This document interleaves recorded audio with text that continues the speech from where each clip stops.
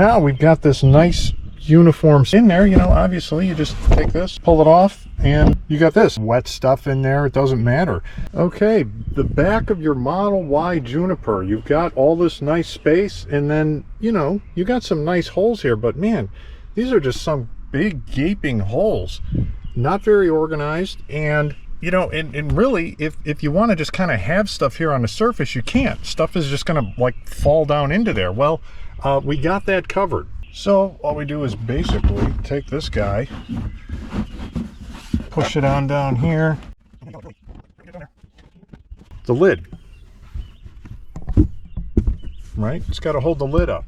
So now we've got this nice uniform space here with no big gaping holes.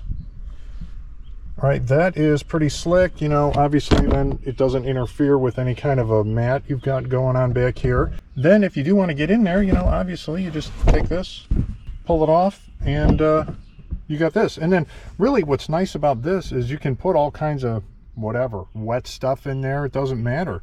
You can put it in there. If that is basically some kind of a, probably like a TPE or something like that. Obviously waterproof, junk proof, anything proof. If it gets messed up, take it off, clean it, and you're ready to go. So yeah, this is nice. This is nice. Keeps you organized, and you can dump anything you want back there. Keeps a nice flat space.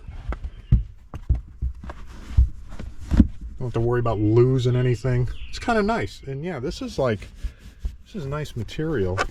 A little bit different than this, but very nice. Actually looks closer than this, but it feels different. Yeah, very nice.